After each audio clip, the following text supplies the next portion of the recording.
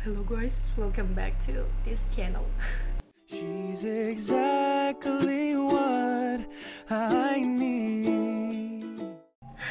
I'm so freaking nervous to start this video actually, but yeah. Di video kali ini, as you can see from the title, I'm going to tell you guys my paranormal experience that I've ever experienced in my life. I mean like paranormal thingy, it's not a new thing for me because I always believe in that stuff since I was a little kid. It's actually because waktu lo kecil itu pasti lo itu selalu ditakut-takutin entah sama nyokap lo atau sama pembantu lo pasti selalu ditakut-takutin tentang cepetan tidur nanti dimakan setan lo gini-gini. And I was like, what the F is setan? Mbak gue tuh dulu suka ngasih tahu gitu, pokoknya kuntilanak tuh bentuknya kayak gini. Ini pokoknya gue dikasih tahu pocong tuh kayak gini. Jadi gue tuh dari kecil sudah ditanamkan di mindset gue, oke, di dunia ini ada lagi suatu makhluk selain manusia yang terlihat kasat mata, ada yang bisa lihat ada yang enggak. I always believe in that since I was a little kid. Jadi bukan hal baru lagi untuk gue. Di cerita kali ini sebenarnya banyak pengalaman kayak gini yang gue alami selama ini. Gue agak gugup karena gue takut. Gue nggak biasa bikin video kayak gini, ini gelap dan gue cuma pakai lilin gitu doang kan. Gue itu sebenarnya dikasih kelebihan sama Allah Subhanahu Wa Taala. Jadi gue itu bisa merasakan kalau misalnya ada something, you know. Okay, one time, let's throw back to 2012, I guess. Itu gue masih kelas 11. Ini ceritanya pokoknya dari awal aja ya. Jadi gue itu pergi ke FX atau EX, gue lupa. Waktu gue ada acara kayak beliber gitu. Pas di perjalanan pulang, nyokap gue nelfon bilang, "Dek, Om meninggal." And then I was like, oh ya udah ya. Dan gue dikasih tahu, gue kayak yang kaget gitu kan, karena tetangga gue waktu gue kecil gue sering buat bercanda sama dia, stuff like that. Terus ya dia meninggal. Dan pada saat itu gue pulang ke rumah dengan keadaan biasa-biasa aja, nggak ada perasaan gimana. Dan gue di situ juga kayak masih, ya namanya masih SMA lah ya, jadi belum kayak terlalu kuat gitu sense-nya kalau menurut gue. Jadi gue biasa aja gitu kan. Sampai rumah, gue mandi, terus akhirnya gue duduknya tuh, jadi tuh posisi rumah gue tuh gini, masuk nih ke rumah, terus langsung kayak ada taman gitu kecil. Di taman itu tuh ada pintu buat ke kamar gue. Jadi tuh kamar gue tuh ibaratnya kayak di luar gitu loh, ngerti gak sih maksud gue? Jadi gue kalau buka pintu kamar nih, set, langsung taman gitu loh. Jadi kamar gue bukan kayak yang di dalam rumah, jadi kayak di luar gitu, gue nggak ngerti, pokoknya gitulah. Dan gue lagi ada di si taman itu.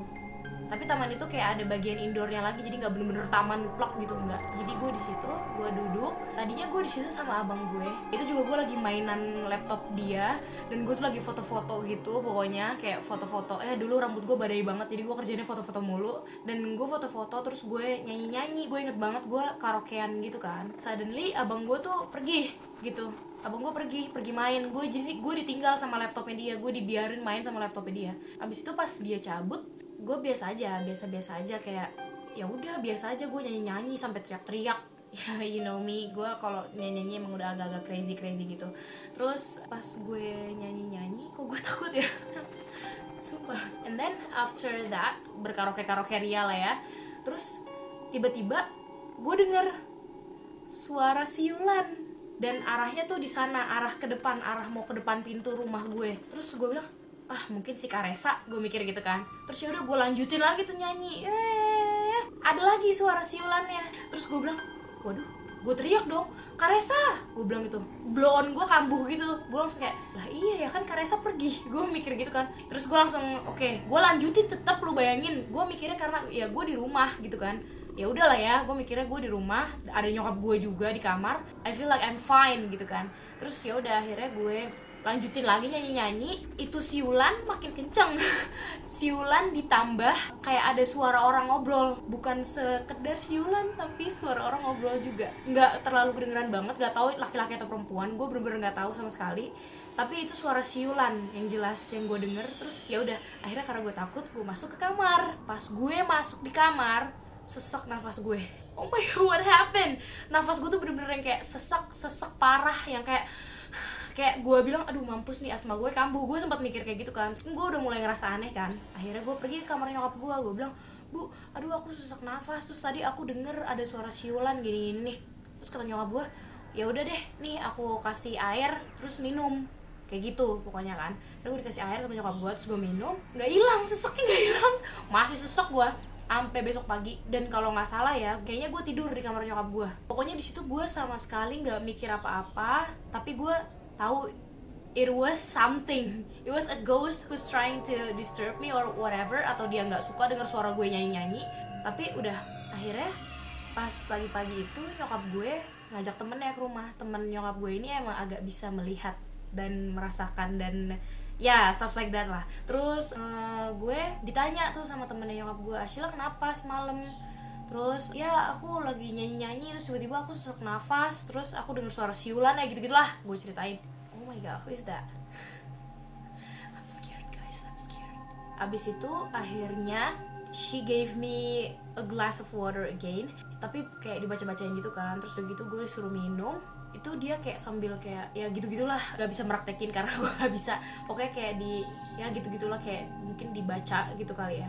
Terus abis selesai minum, pokoknya gue disuruh duduk, gue disuruh baca Al-Fatihah. Akhirnya pas udah kayak gitu, gue langsung yang kayak diem doang gitu, karena gue I have no idea why. Terus pokoknya dia kayak sambil merem gitu, jadi dia kayak mungkin kalau ibaratnya di apa sih, Insidious ya, gue lupa. Pokoknya yang kayak si nenek-neneknya itu tuh yang bisa ngebaca kejadian-kejadian kan, dia kayak merem gitu kan. Nah, exactly like that. Terus dia bilang, jadi semalam itu emang bener ada orang yang masuk ke rumah gue, 2 orang laki-laki katanya.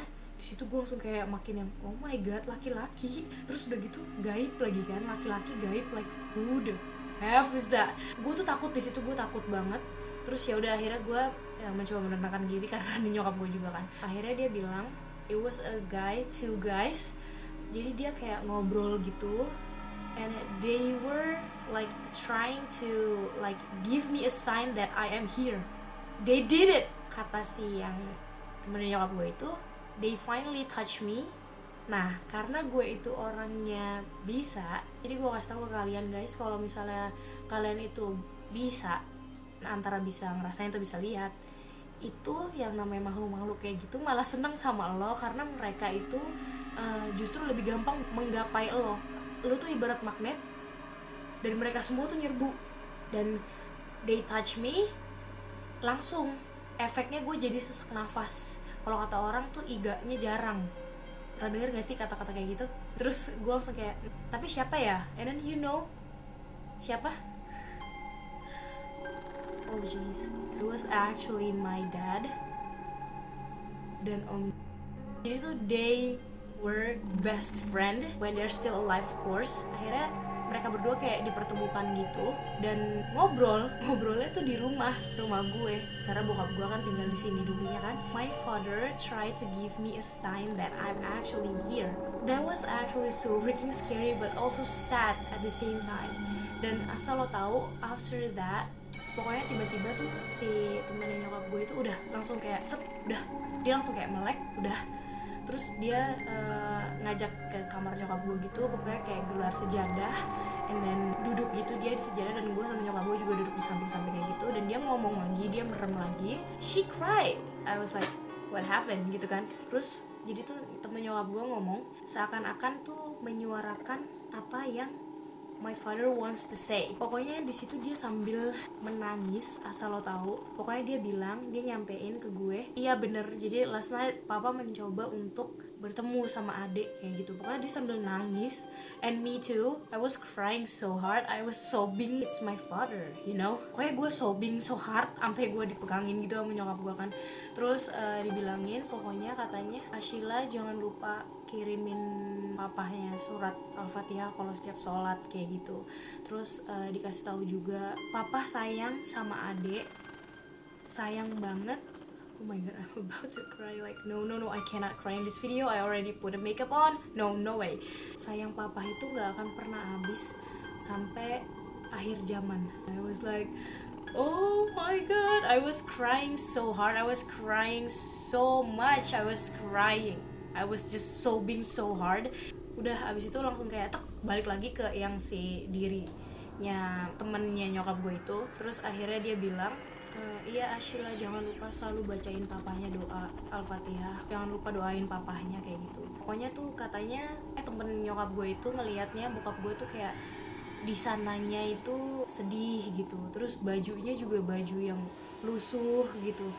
Dan pokoknya gue ngerasa kayak oh my god, it was so bad. He's even worse than when he's alive gitu loh. Gue ngerasa bersalah banget karena kan bokap gue, kalau for some of you guys who didn't know that my father actually died because he was sick, and then itu cukup menyiksa menurut gue.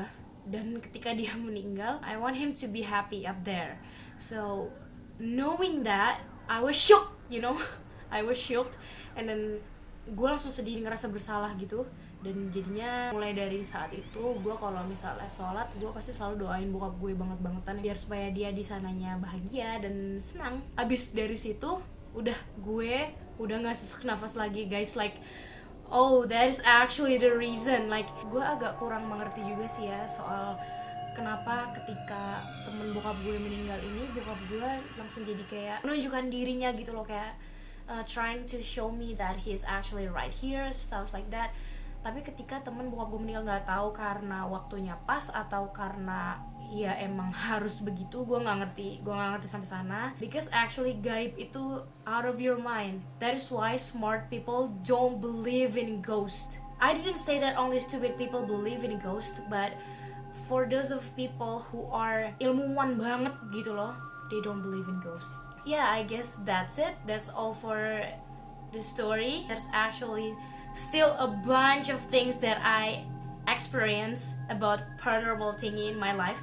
So if you guys would like to know, then leave a comment in the comment section below, or you just tell me through my Instagram, whatever. Dan ya, aku harap videonya seru untuk didengar ceritanya, because I'm actually such a bad storyteller. I'm so sorry guys. If you guys like this video and enjoy this video, don't forget to give this video a big thumbs up, and don't forget to click that subscribe button if you haven't already. Don't forget to share this video. Siapa tahu teman kamu ada yang pernah ngalamin juga hal yang mungkin serupa. Yeah, don't forget to do all of those good stuffs, because subscribe, like, why not? It's free. It's free, it doesn't cost you anything, so yeah, don't forget to do that, and thanks for watching.